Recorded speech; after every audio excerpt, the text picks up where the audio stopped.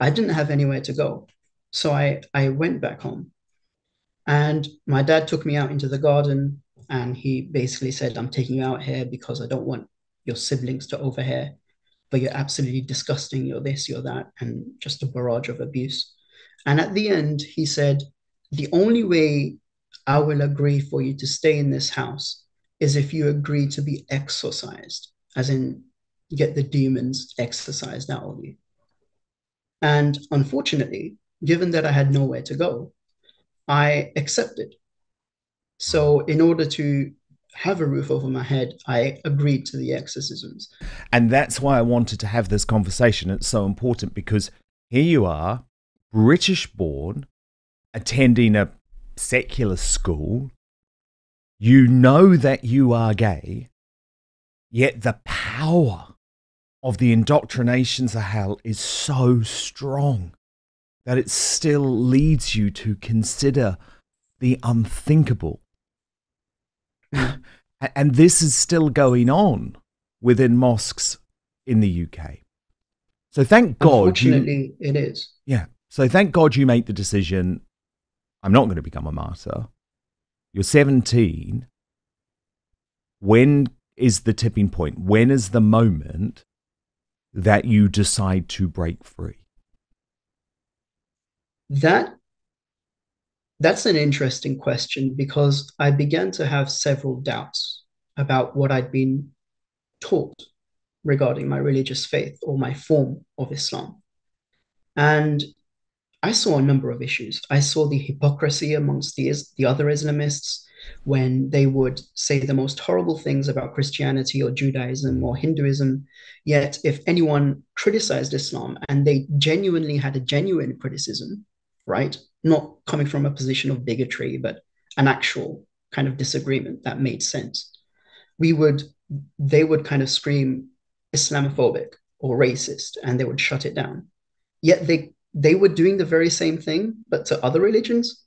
And then I realized that, and it's bizarre that I hadn't realized this before, but I realized that the act of being against the Iraq and Afghanistan wars, whilst at the same time believing in the Islamist conception of the Islamic empire, which is then supposed to take over the world and convert everyone, isn't that literal imperialism?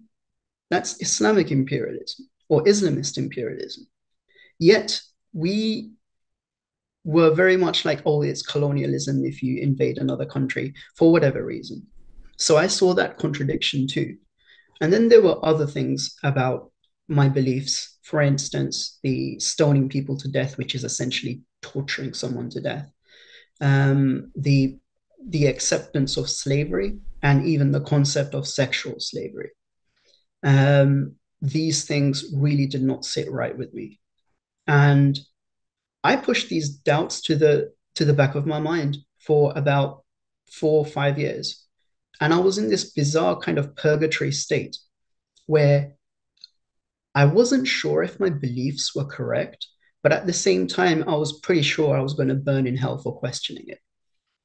And it was that fear of actually fully questioning and going ahead with these doubts and facing them head on. Well, what if I'd made the wrong decision? What if I stopped believing in my form of Islam or stopped believing in Islam altogether? And it was the wrong decision. I'd burn in hell forever. It was that fear of hell that kept me in. Mm. But one day it just became too much for me after about 5 years. And how And old were you? I decided. So I was around 2021. And So by this point, I a grown adult, fully functioning brain. precisely. And I went to the only thing that I thought I could verify or kind of disregard my ideology by. And that was through science. It's going to sound a bit weird, but it was through understanding biological evolution. And so I was pretty much a creationist. That's what I'd been taught. And the Salafis, the Wahhabis, believe that if anyone believes in evolution, they're no longer a Muslim. They're literally outside the fold of Islam. That was the extremist position on that. So I looked at that And I looked at the arguments and the counter arguments and the counter arguments, etc. And within 2 days, I pretty much immediately realized that evolution was true. And when I made that realization, I was faced with three choices. One, abandon my faith. Two, change the way I see my faith or change the version of Islam I'm following. Or three, continue as normal, just push this to the back of my mind and pretend I never learned any of it. And I chose the second option. I chose to change, to modulate my version of Islam. And I found versions that were far more progressive. And when that happened, I started then dealing with my other doubts. What about slavery? What about homosexuality? What about women's rights? What about all of this stuff? And just like dominoes, one after another, all my extremist beliefs fell. And it happened in a period of like 2 months. Wow. And it's the biggest, most cataclysmic thing that's ever happened in my life because suddenly my entire world was turned upside down. Simultaneously, I was utterly terrified. And at the same time, I was exhilarated because finally I could think. Yeah. I could think for myself. And that might sound like a weird thing to say, but we weren't allowed to think. We just had to believe. And up until that Now point, I had you told anyone that you believed you were gay or had any form of relationship, or had that been something that you'd always had to hide? that was something that I always had to hide. But when I did accept myself as gay, I did tell one friend who was also a Salafi, and I gave him the argument, the progressive Islamic argument as to accepting homosexuality. And fascinatingly, he accepted it. And he said, yeah, okay, I'm all right with gay people now. And I said, oh, by the way, I'm gay. And he accepted me. So I literally managed to change the mind of this actual literalist extremist and convinced him to accept gay rights. How But was it telling your family and what happened there? Because sadly, I know that there's no contact. They didn't accept you. so about my family and they found out. I won't go too much into how they found out, but when they did find out, they immediately said, "Get the f out of the house." Now, is this finding out And that you no longer viewed yourself an extreme Muslim, or that they thought you were both gay? that I rejected their form of Islam, that I was more progressive, and that I was gay. And both of those things together were like a double whammy. And I left home. My parents called me, managed to convince me to come back. I didn't have anywhere to go. So I went back home.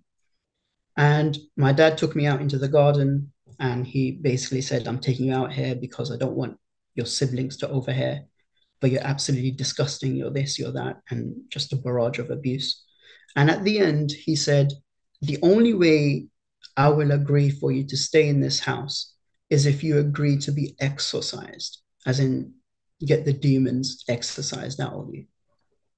And unfortunately, given that I had nowhere to go, I accepted. Wow. So, in order to have a roof over my head, I agreed to the exorcisms. Now, the Wow. exorcisms weren't violent, although they did want to do the violence, but I put my foot down and I said, no, I'm not going to accept that. So, And so what? How did they exercise you then? so it was very much like making me like really bizarre things, like making me lie down, touching my forehead, reciting the Quran and reciting special incantations, and then making me bathe in holy water and making me eat holy honey and other strange things like that. And that's not directly psychologically harmful in any way, but the implication that I might be possessed. See, at this stage, I was sure that I was not possessed. Yet, so rationally, I knew I wasn't possessed. But on an emotional level, I began thinking, what if I am possessed? And that's the only time in which my rational and emotional minds have contradicted to such a Mm. degree. And unfortunately, I became extremely depressed and even began considering taking my own life. Well, that's not a But surprise. That is not a yeah, surprise at all because you're faced with this horrendous choice, aren't you? Which is waving goodbye to everything you know, your entire family, and everything that you've been raised to believe in. So, when did you realize that, you know, the exorcism hadn't worked and in fact there was going to be a life for you away from extreme Islam? the very day after I agreed to the exorcism, I went to university and explained to them my situation and I said, I need accommodation. Unfortunately, the accommodation wasn't immediately available, but was available in about a month's time, if I remember correctly. And so for a month, I went through the exorcisms and essentially kind of feeling suicidal and having my parents say, well, you're not going to change. I one day packed my bags without them knowing and left because I knew that they wouldn't accept me and that essentially they had pretty much kicked me out in all but name. And by this stage, I'd lost all my friends. I'd lost my family. I didn't know anyone. I had no friends whatsoever. And I had to rebuild my life from the bottom up. Mm. And thankfully, I did manage to. And is But there it was extremely support? difficult. Is there support? I mean, because this is something I think that is really damaging and we'll come on to shortly about what I describe as the woke mind virus, but however you want to talk about it, because when you pretend that there isn't radicalization within mosques, that there aren't people who are being taught to be extreme through their own families, I just wonder if that means that it also results in us not providing support for people who want to get out. Absolutely. You're absolutely correct about that. Because if we do not accept that there is a problem, first and foremost, we can't deal with it. Secondly, we can't even attempt to de radicalize people or to kind of question them and make them think for themselves because we don't believe it exists. And lastly, what you said is absolutely correct. How are we supposed to help those that have become de radicalized or are gay and are trying to leave their extreme environment? Essentially, many people kind of remain extremists for fear of the consequences. And I've seen this a lot. It's very much about community and having a purpose and having connections with others. And that's one of the driving kind of motivations for extremism. That's not the only one, it's also religious theology as well. But in terms of the additional kind of motivating factors, there's community, there's all this other stuff. And if we don't provide an alternative, then where are these people supposed to go? To give you an example, when I was Muslim, I was very strongly Muslim. I felt that that was my very identity. I didn't feel British. It was just very much just a strong Islamic identity. It was like there was a country called Islam almost. But first, we've been told our whole lives that wrinkle creams were the easiest way to look younger. Now, one doctor says that's nothing but old news. According to Dr. John Lake, the world-renowned Beverly Hills beauty expert, most wrinkle fixers on the market are nothing but glorified moisturizers. He says they hardly make a dent on your appearance, and some can even be harmful to your skin. Recently, Dr. Lake has focused his attention away from mainstream cosmetic practices. Why? So that he can pursue a revolutionary anti-aging breakthrough, one that some experts say could empty the wallets of the cosmetic industry. He says it's almost like Photoshop for your face. You may even be mad after seeing how easy it is to visibly erase wrinkles from view. His personal clients have dubbed his new do-it-yourself technique the age rewinder method because it can take years or even decades off your appearance in under 2 minutes.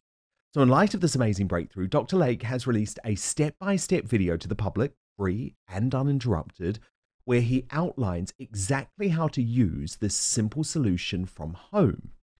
If this helps even one person look younger or feel more confident, I'll be thrilled knowing I helped, Dr. Lake told reporters. The video has since gone viral. At first, it was shared by users on Facebook, but since then, it's racked up over 2.3 million views and counting. So far, the comments and feedback have been outstanding, with thousands of women reporting they look decades younger. One viewer even commented, "Best results of anything I've used. I can't believe how well this works. I'll never stop using this. I don't understand how it works, but the results are great. Thank you." So you can find out more about this yourself right now. Go to bhmd1.com/outspoken, or you can just click on the link in the description box below. Let me repeat, bhmd1.com/outspoken. Now, there is one thing Dr. Lake asks from his viewers. If watching this video helps you look and feel younger than you have in years, then please share this video with your friends and loved ones. Together, we have the power to help as many women reclaim a youthful look as possible. So go watch the video at bhmd1.com/outspoken right now, or just click on the link in the description box below. But now, back to the show. But when I de-radicalized, I slowly began to feel more and more British, and I began to feel more and more patriotic. And I realized that whilst at the time I retained the Islamic identity, the British identity allowed me to kind of expand and move out of the extremist circle. Now, let me ask you this. If there's a second generation immigrant, right, and they don't know where they stand, if they're British or if they're part of their Muslim country or if they're Pakistani or whatever, if we don't have a strong sense of British cultural identity, of course the extremists are going to win because they provide that identity and that community and that purpose and that structure. Oh, yeah. But how did that work for you growing up, though? That's what I'm interested in. How does it work that you are growing up in England, you are going to an English school, presumably lots of big events are taking place over that time where there's loads of patriotism on display, be it Team GB at the Olympics or a football World Cup or a major cultural event. How does someone who's radicalized avoid being caught up in all of that as a child? I didn't have access to TV, firstly, but in other senses, it was very much like reinforcement from the in group. So from the other Islamists, very much kind of always reinforcing that the non-Muslims are not part of you, that they're the out group, that there's to be hated. So it's continual reinforcement of this ideology. So it's just brainwashing. Day in, day out. It's just constant it's like a cult. Brainwashing. Yeah. It's like a cult. And that's what's so disturbing about it, obviously, because it's going on here in the UK. One other aspect, by the way, that I think is incredibly important to mention because we haven't yet, is the role of women. Because so often when I am having arguments with extreme Islams over exactly this, and I am accused of being Islamophobic, what I am always told, Sohail, is that these women make a choice. They want to be covered up. They don't want to be part of society. Is that really true? In many, the answer to that is complicated, but in the end, I think I'm going to give two potential explanations, and in both cases, I don't think it's a choice. Because firstly, even if the lady or the woman wants to wear the niqab or be covered up head to toe, if you believe that God is demanding that of you and that if you don't dress like that, you're going to burn in hell, how is that a choice? Secondly, as for those that don't, who kind of wear it in order to fit in order to kind of avoid the social ostracization, that's not really a choice either. It's very much just society, and Muslims do this a lot. They very much self-police. And a lot of non-Muslims don't realize the extent to which Muslims self-police because they don't see it. And yeah, I think in both instances, I don't think it's very much a choice. Okay. Interesting. Very, very interesting. Because it's when you were telling your story, Sohail, and tell me if I'm wrong, but I'm imagining this radicalization took place very much among other men and that you were quite separated from Islam women. Is that accurate? Interestingly, it was my mother who drove the radicalization process initially. She was the one who convinced my dad and kind of pushed him and forced him to grow a longer beard, to become more religious, to pray 5 times a day, to believe in all this insane stuff. It was my mother who was pushing it. And at the same time, it was my mother who was the biggest victim of it at the hands of my dad, because it's very much about control of women. It's very much about not giving women their rights. It's very much about just not seeing women as human. Mm. So, ironically, my mother pushed it, and she was the one who suffered from it. Thank you so much for watching Dan Wootton Outspoken. Please click on my face just to the bottom left to subscribe to this brand new independent news source and turn on the notification bell so you'll be alerted to our brand new live shows, uncancelled interviews, and special royal episodes. Outspoken is also now available as a podcast, so you can listen to the show every weekday on the go, wherever you are.